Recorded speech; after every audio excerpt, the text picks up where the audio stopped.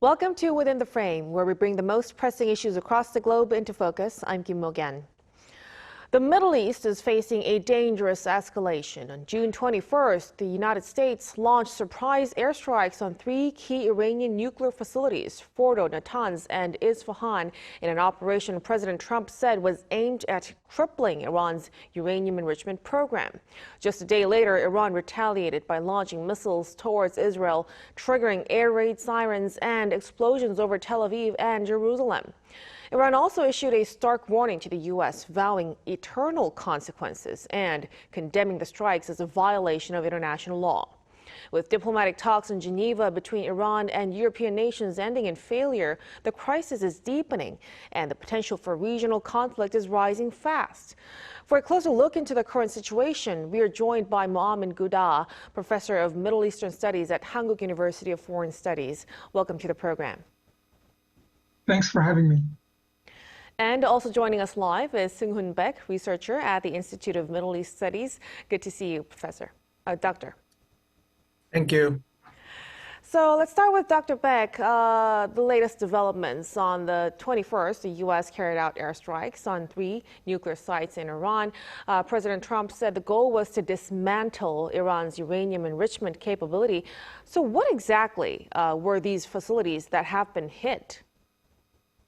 So the three key nuclear sites targeted were Fordow, Natanz, and Isfahan. So each representing a critical function in Iran's nuclear fuel cycle and strategic doctrine. So first, the Fordow fuel enrichment plant, which is located near Qum, is Iran's most heavily fortified nuclear facility, constructed deep inside the mountain and designed specifically to withstand aerial attacks. Its underground centrifuge halls are believed to be buried beneath at least 80 meters of rocks and reinforced concrete, so making it a particularly challenging target even for the advanced bunker-busting munition. So Fordow was originally hidden from the international community until its 2009 revelation, symbolizing Iran's strategic intent to preserve a covert, survivable enrichment capability in case of a war.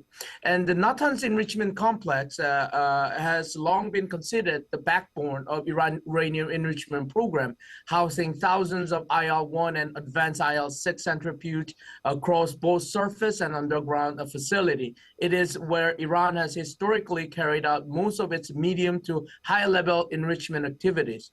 And Isfahan nuclear complex they serve as a conversion center in Iran's nuclear fuel cycle. It houses facilities for uranium conversion, which are necessary precursors for the enrichment. So we could say the strike targeted all three pillars of Iran's nuclear architectures. One, enrichment, Fordow and Natanz facility, conversion is facility of Isfahan. However, the actual impact on Iran's core capabilities is yet to assess. Right, so it did seem that the strikes has hit the core facilities in Iran. And adding to that, U.S. defense officials have revealed that this operation was also called the Midnight Hammer, had been months in the making. Professor Gouda, how should we interpret Washington's long-term preparation for such a strike? Yeah, actually, about 1 year ago, and during the Biden administration, U.S. and Israeli forces conducted a highly classified war game simulating airstrikes on Iran's nuclear facilities in Fordow, Natanz, and Isfahan.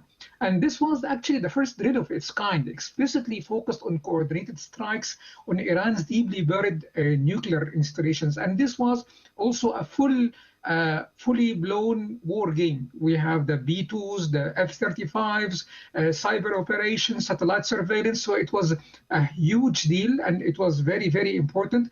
And this was only not unclassified in the last few days. So this actually presents a fact that the Operation Midnight Hammer was actually a month in the making and was not actually a knee-jerk reaction. the U.S. had been carefully assessing intelligence scenarios and potential responses long before the most recent Iran-Israel escalation. Also, we have to mention that it can even reflect a larger strategic shift in Washington's moving from a containment to preemption when it comes to Iran's nuclear ambition and regional behavior, especially after years of failed diplomacy and proxy escalation. Right, so it does seem like a long-term intent by Washington's side. Then, Professor, looking back, President Trump has recently given Iran a 2-week deadline for final negotiation. In hindsight, should we view that ultimatum was a strategic smokescreen? That's a great question. Actually, most of the observers, they recognize this mainly as a strategic, actually, smokescreen, as you have kindly mentioned. And this has 3 reasons behind it. One very important reason is that to obtain or maintain diplomatic optics, where Trump's statement gave the impression that U.S. was still open to negotiations and helping to appease allies in Europe and global South. Also, it framed U.S. as giving Iran a last chance. And also making it reluctant to hit Iran, but still being firm and being ready to do so. Also, it controls the narrative by shaping Trump's view of public perception and also presenting himself as tough but fair. And finally, to test Iran's reaction. And the 2 weeks ultimatum mentioned could have been a bait strategy, actually, to see how Iran might reposition assets and shift forces or adjust even nuclear activity. However, I have to mention something here, that bad signaling is very, very hard for policymakers, not only of course, for policymakers, but even for observers alike. It's very hard. And I have to say also, there is a big difference between bad signaling and between deception. So it's really not clear, was it a real deception or was it just some of Trump's theatrics or signaling? In fact, this is something that we are not sure still about. And I think we might not be able to know what's happening inside Trump's head. Right, but Professor, just to be clear, so there might be, Washington might have not expected Iran to give in to his deadline, right? That's what we're talking about? Of course, absolutely. Mm-hmm. Absolutely. Okay. Okay, and let's also talk about another key issue. There's a lot of debate about the actual impact of the latest strikes on Iran's nuclear program. The U.S. says it has completely wiped out uranium enrichment capabilities, but Iran says something else. What's your assessment, Dr. Beck? Again, I mean, actual impact on Iran's core capability is yet to assess. The U.S. airstrike on June 21st inflicted visible damage on Iran's nuclear infrastructures, but the extent to which Iran's uranium enrichment capabilities were dismantled remain uncertain. While Washington claims total destruction, like what you mentioned, Tehran disputes this, and current evidence offers a more nuanced pictures. For example, at Natanz, satellite imagery shows severe damage to above-ground infrastructures, such as cooling system and controlling building. However, the underground cascade halls, or where the uranium enrichment takes places, appear to be structurally intact. Though their operational status may be temporarily affected by service disruption. And at Fordow, Iran's most fortified facility, located approximately 80 meters beneath a mountain, the situation is especially complex. Although the U.S. reportedly used advanced bunker penetrant munition, which is GUB-57, the deep underground structures makes it highly resilient to conventional strike. Crucially, the IAEA has reported no signs of radioactive leakage at the site, which strongly suggests that nuclear material may have been removed before the attack. So this supports Iran's claim that centrifuge and enriched uranium were preemptively evacuated, a plausible move given Tehran's stated anticipation of the U.S. strike.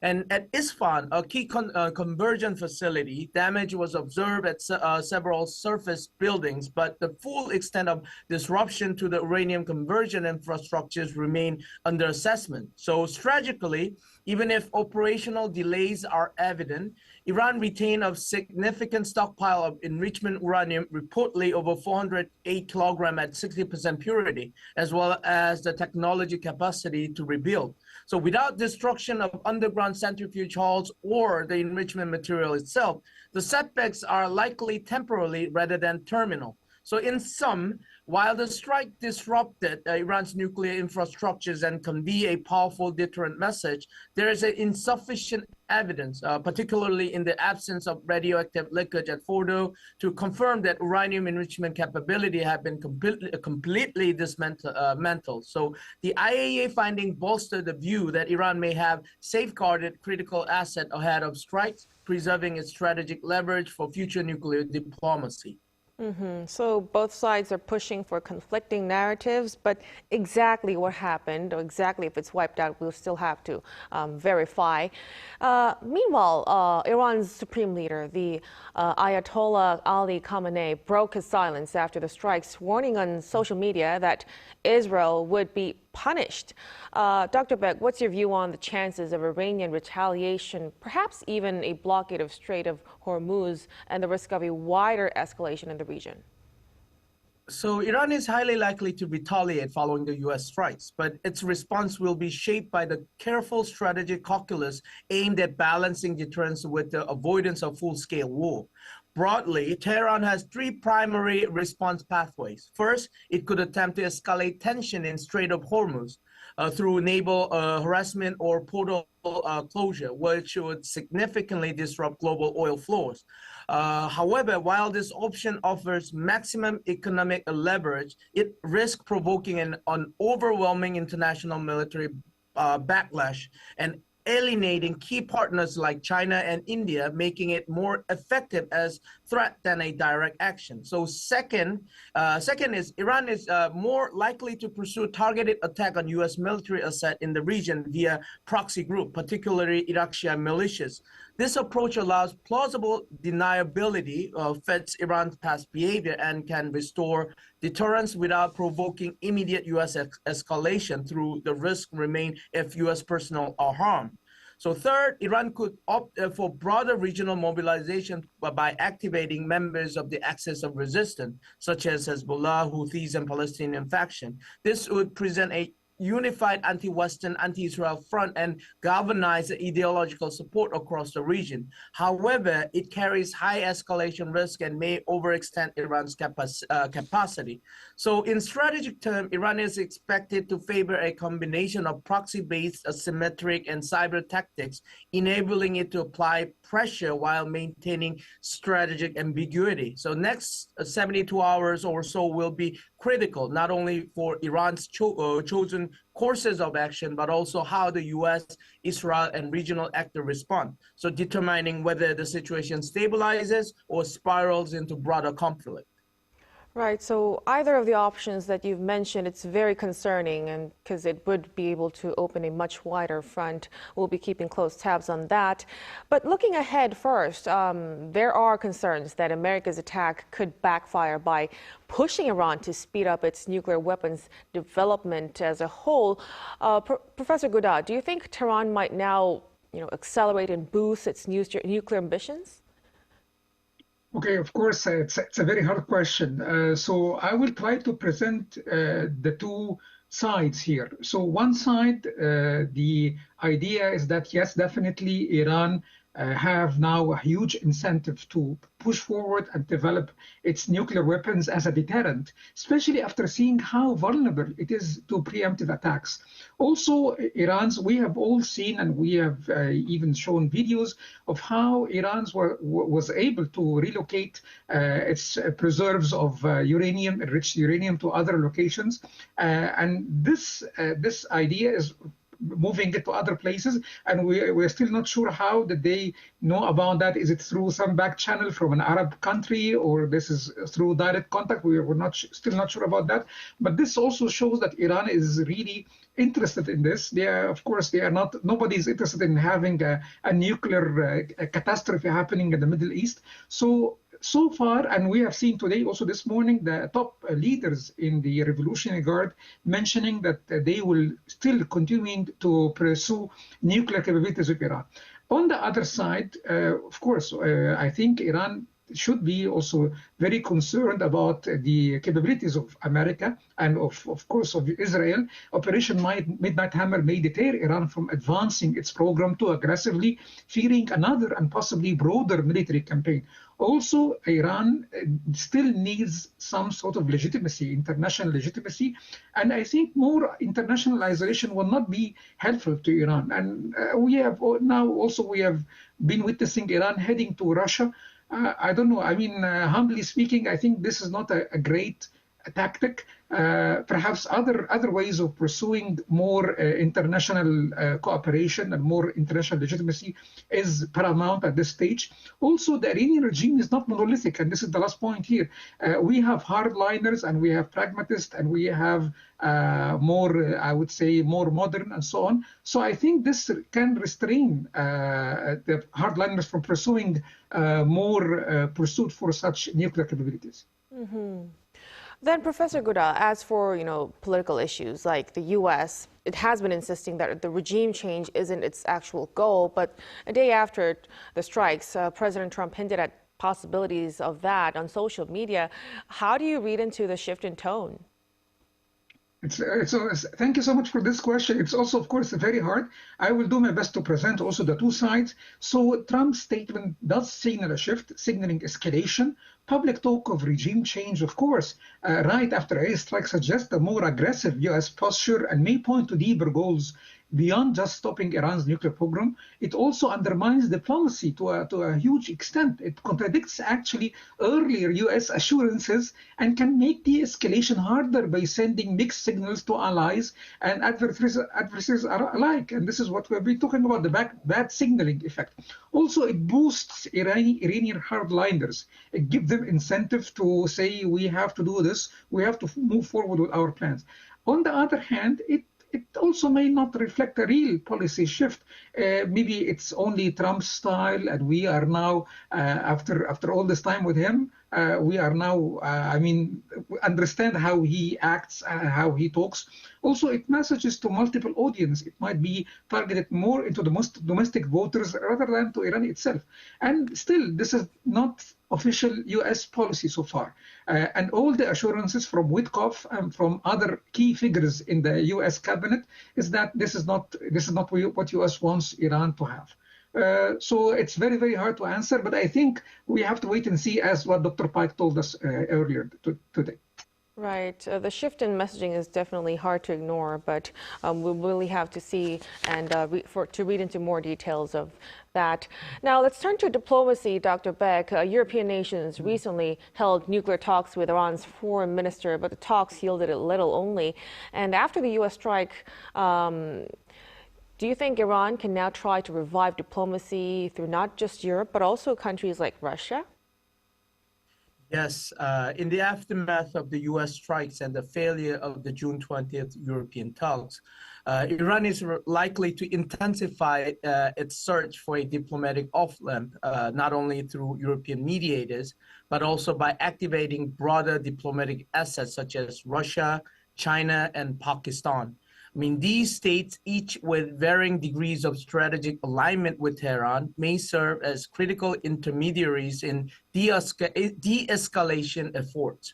So this reflects Iran's traditional hedging strategies of leveraging multipolar diplomacy to counterbalance Western pressure while preserving regional influence and regime security. So yes, there are possibility that the outlet of reach of Iranian government will going to expand, not only the European mediators, but also like the beyond. Mm-hmm. Then, Dr. Beck, before we let you go, a final question. The U.S. strike on Iran is also raising questions about possibilities for America's military actions against North Korea's nuclear facilities as well. Well, North Korea's case is, of course, a little bit different since it already has nuclear weapons itself. What kind of lessons or signals might Pyongyang take from this latest happening? So the U.S. strikes on Iran nuclear facilities carry significant implication for North Korea's strategic calculation. While North Korea differs from Iran in that it's already possesses operational nuclear weapon, the attack nonetheless demonstrates that under Trump-led administration, the U.S. is willing to employ direct military forces, including the use of bunker-busting munition, against deeply fortified nuclear targets if it deems proliferation intolerable. For Kim Jong-un, this development likely evokes a sense of strategic ambivalence. On one hand, the strike underscores that Trump is not averse to targeting core national security infrastructures, which raises concerns about regime vulnerabilities in the events of miscalculation or perceived provocation. Kim would recognize that Trump could, under certain conditions, authorize strike even against hardened nuclear site, a scenario that would directly threaten the survival of his regime. On the other hand, recent U.S. diplomatic behavior under Trump, most notably the normalization of ties with Syrian President al-Shara, who had deposed Bashar al-Assad and had been on U.S. State Department of like 10 million reward list until, just December of 2024. It sends a powerful message about the transactional and opportunistic natures of Trump foreign policy.